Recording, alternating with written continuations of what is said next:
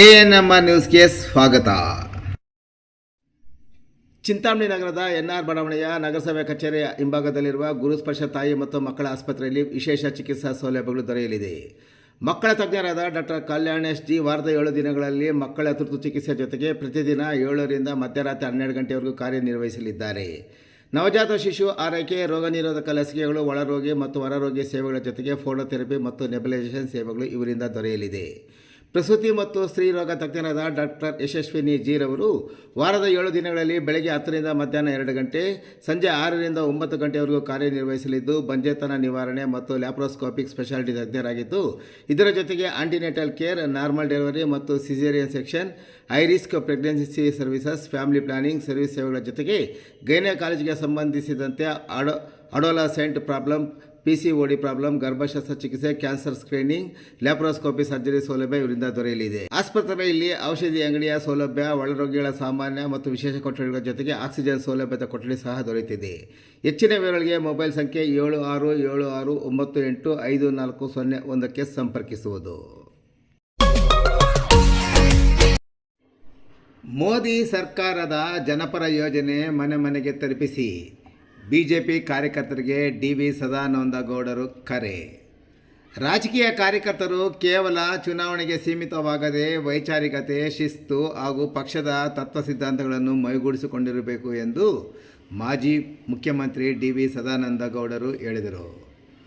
ಅವರು ಚಿಂತಾಮಣಿ ತಾಲೂಕಿನ ಕೈವಾರ ಕಾಸ್ ಬಳಿ ಇರುವ GK ರೆಸಾರ್ಟ್ನಲ್ಲಿ ಆಯೋಜಿಸಲಾಗಿದ್ದ ಭಾರತೀಯ ಜನತಾ ಪಾರ್ಟಿಯ ಪ್ರಮುಖ ಕಾರ್ಯಕರ್ತರ ಪ್ರಶಿಕ್ಷಣ ಮಹಾಅಭಿಯಾನ 2026ರ ಶಿಬಿರವನ್ನು ಉದ್ಘಾಟಿಸಿ ಅವರು ಮಾತನಾಡಿದರು.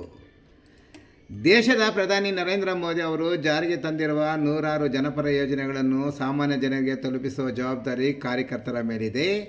ರಾಜಕಾರಣ ಎಂದರೆ ಕಲುಷಿತ ಕ್ಷೇತ್ರ ಎನ್ನುವ ಭಾವನೆ ಇತ್ತೀಚಿನ ದಿನಗಳಲ್ಲಿ ಸಾಮಾನ್ಯ ಜನರಲ್ಲಿ ಮೂಡುತ್ತಿದೆ.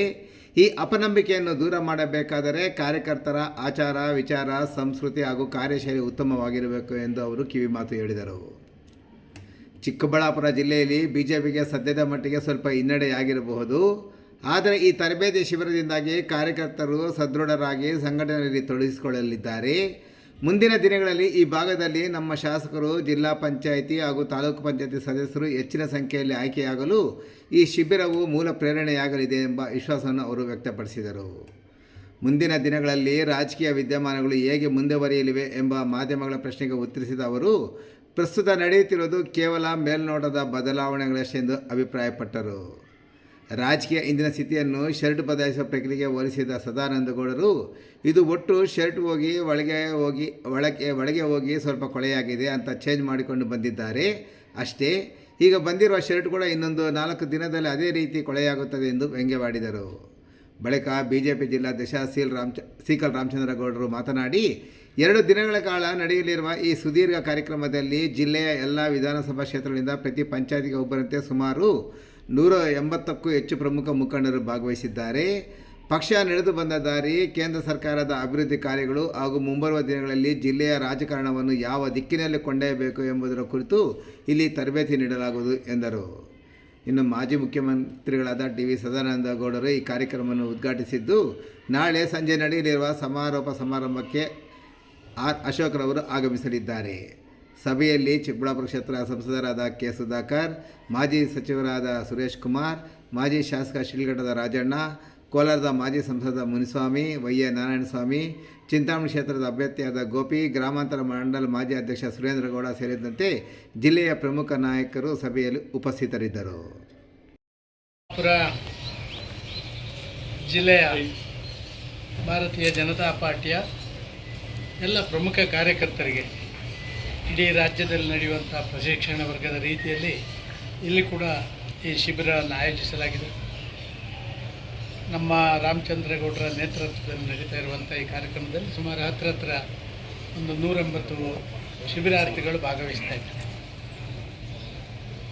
ಒಬ್ಬ ರಾಜಕೀಯ ಕಾರ್ಯಕರ್ತ ಅವನು ವಿಚಾರವಂತ ಆಗಿರಬೇಕು, ಅವನು ಶಿಸ್ತುಬದ್ಧವಾಗಿ ನಡಿಬೇಕು, ಅವನು ಪಕ್ಷದ ತತ್ವ ಸಿದ್ಧಾಂತಗಳನ್ನು ತಿಳ್ಕೊಂಡಿರಬೇಕು.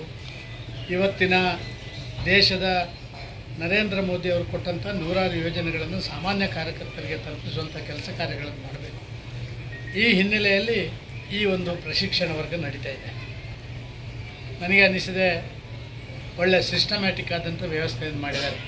ನಮ್ಮ ಮಿತ್ರ ಗಣೇಶ್ ಅವರ ಈ ಒಂದು ರಿಸಾರ್ಟ್ನಲ್ಲಿ ಈ ಒಂದು ಕಾರ್ಯಕ್ರಮ ನಡೀತಾ ಇರುವಂಥದ್ದು ಶಿಬಿರಾರ್ಥಿಗಳಿಗೂ ಕೂಡ ಎಲ್ಲ ರೀತಿಯ ಸೌಲಭ್ಯವನ್ನು ಒದಗಿಸುವಂಥ ಒಂದು ಜಾಗ ಇದಾಗಿದೆ ಅಂತ ನಾನು ಭಾವಿಸ್ತಾ ಇದ್ದೀನಿ.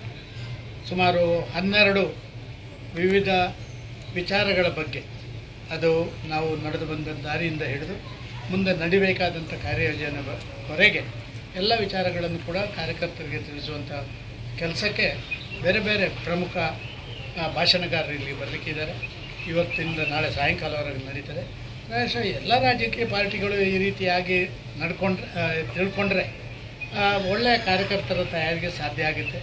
ಇವತ್ತು ರಾಜಕಾರಣ ಅಂತ ಹೇಳಿದರೆ ಒಂದು ಹೊಲಸು ಕ್ಷೇತ್ರ ಅಂತ ಹೇಳುವಂಥದ್ದು ಸಾಮಾನ್ಯ ಜನರಲ್ಲಿರುವಂಥ ಭಾವನೆ ದೂರ ಹೋಗಬೇಕು ಅಂತ ಹೇಳಿದರೆ ಅವರ ಆಚಾರ ವಿಚಾರ ಸಂಸ್ಕೃತಿ ಪರಂಪರೆ ಅವರ ಕಾರ್ಯಶೈಲಿ ಇದೆಲ್ಲವೂ ಕೂಡ ಒಂದು ಒಳ್ಳೆಯ ರೀತಿಯಲ್ಲಿ ಇರಬೇಕು ಅಂತ ಹೇಳುವಂಥ ಪರಿಕಲ್ಪನೆ, ಆ ಕೆಲಸವನ್ನು ಭಾರತೀಯ ಜನತಾ ಪಾರ್ಟಿ ಮಾಡ್ತಾಯಿದೆ.